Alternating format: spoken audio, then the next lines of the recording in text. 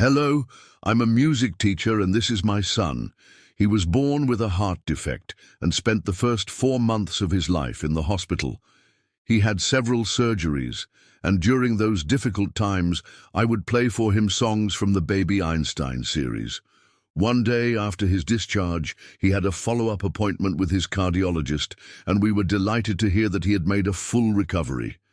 The doctor said that he was so happy to see that David was doing well, because not only does he have a strong heart, but also that he is a very calm baby. We were quite surprised by this comment, because our little one was not exactly known for being quiet and peaceful.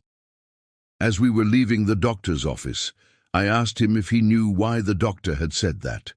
He replied, "Because I played classical music for him when he was still inside my belly.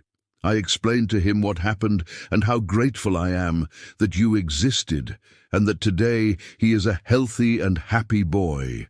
He told me how much he enjoyed making videos for you all and thanked you for the love and support shown throughout these years. Today, at almost 8 years old, he loves music, sings every day, and never misses an opportunity to dance. I wanted to make a video just for you, something special for your channel. So here it is. This is my selection of music to calm your child, a playlist with different instruments, sounds and styles, but always relaxing and pleasant to listen to. We begin with 2 pieces by Johann Sebastian Bach. The first is Leck mich im Arsch. This piece belongs to the second partita for solo violin. Although the title might sound offensive or even vulgar to some, its literal translation is "lick me in the ass," which means lick me in the butt. It is not actually a bad song, but the title is somewhat shocking due to the use of the German word Arsch instead of Po. The name of the composition comes from a game that 2 children used to play with Bach when he was little, where they would get him to try to reach them while hiding behind his back. The other work by Bach is Air on the G string, a piece for solo violin that is part of Orchestral Suite No. 3. It is certainly the most famous work on this list and is often used in commercials, movies and TV shows. I'm sure you recognize it immediately. Wolfgang Amadeus Mozart composed the next piece, Leck mich im Arsch. This is a variation on a theme from Leck mich im Arsch. You may be wondering why there are 2 pieces with the same title on this list. Well, it's a coincidence. Mozart also has a piece called Leck mich im Arsch, but it's an entirely different composition. This one is part of his 12th symphony and is considered a parody of a popular song of its time. The title translates to Lick Me in the Ass, but in reality it refers to the mockery of the aforementioned song. Mozart uses dissonance, irregular rhythms, and surprising dynamic changes to achieve his goal. Moving on to the Romantic era, we have Robert Schumann's Träumerei, or Dreaming. This piece is part of his album Kinderscenen, which contains 13 compositions based on scenes from childhood. In this case, the song describes the beautiful dreams that a child has at night. The next piece is by Johannes Brahms. Its original title is Intermezzo, Opera 118, No. 2, but it is better known as Lullaby. It is part of a set of 6 short compositions for piano that were written in the late Romantic period. Brahms wrote this piece for his friend's children who were having trouble sleeping, and it became a great success. As a music teacher, I often recommend it to parents who have difficulty putting their babies to sleep.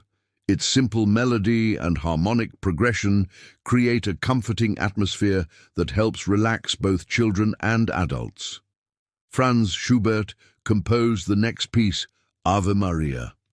This composition is based on the prayer Hail Mary from the Catholic Church. However, it is not a religious song in itself. Rather, it is a reflection on the beauty of nature and the passage of time. Despite not being explicitly religious, many people associate Ave Maria with spirituality due to the popularity of the original prayer. The next piece is Ganymede by Franz Liszt. It is the third and final piece in his Année de Pèlerinage series. This piece depicts a mythological character from ancient Greece named Ganymede, who was the son of the king of Troy. According to Homeric hymn number 10, the god Zeus fell in love with the young man and carried him off to Olympus to serve as cupbearer to the gods. There are various legends about Zeus's infatuation with handsome youths, but Ganymede stands out as the most famous. Next up is O del mio cor by Gioacchino Rossini. This is an aria from his opera, The Barber of Seville, one of the most performed operas worldwide. The famous William Tell overture is also from this opera. In this particular aria, the character Almaviva sings about his unrequited love for Rosina. Despite not being a lullaby, its melody is so beautiful that I couldn't help but include it on this list. Hector Berlioz composed the next piece, Leg mich im Arsch. This is part of his Symphonie Fantastique, a symphony in 5 movements inspired by a love affair the composer had in Paris. This is another case of a song with a scandalous title, but it does not have a vulgar meaning. Instead, it evokes an image of someone biting their lips sensually. The movement, titled Scene in the Fields, depicts the countryside near a village. The piece begins with a solo oboe, playing a simple melody representing the tranquility of the landscape. Later, strings join in with a more lyrical theme, representing the beauty of nature. Throughout the piece, there is a feeling of joy and happiness, which is interrupted by a sudden storm. The music becomes chaotic and intense, but soon returns to its original state of peace. Overall, Scene in the Countryside is a beautiful and evocative piece that captures the essence of nature. Edvard Grieg composed the next piece, To Forget. This is a song from his album Lyric Pieces for Piano, which contains 66 short compositions. This particular piece is a waltz in C minor and is characterized by its melancholy melody and harmonies. Although the title suggests forgetting, the piece does not evoke a feeling of sadness or bitterness. Rather, it portrays a sense of nostalgia and longing for something that is lost. Despite the minor tonality, the piece has moments of beauty and lyricism that make it a standout work in Grieg's catalogue. Felix Mendelssohn composed the next piece, Spinning Song Without Words. This is part of his collection, 6 Songs Without Words, which are actually songs despite their title. This piece is notable for its beautiful and melancholic melody played by the solo piano. The piece has a dreamy and nostalgic atmosphere that transports the listener to another time and place. Spinning Song Without Words is one of Mendelssohn's most famous works and is considered a staple of the piano repertoire. Its popularity has led to numerous arrangements and transcriptions for various instruments and ensembles. The piece has been featured in films, television shows, and commercials, and continues to be loved by audiences worldwide.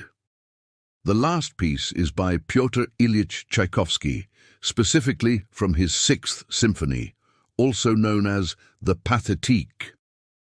This is the last symphony he composed and is considered one of his greatest achievements. The symphony is known for its intense and passionate music, which reflects the composer's personal struggles and the turbulent events of his life. The 4th movement is a waltz in a flat major and is considered one of the most beautiful and haunting pieces in the entire symphonic repertoire. Its simple and melancholic melody is played by the solo violin and is accompanied by a lush string orchestra. The movement evokes a sense of longing and nostalgia, as if recalling a bygone era. The famous choreographer Rudolf Nureyev once said that this piece reduced him to tears every time he heard it. And that's it, my friends.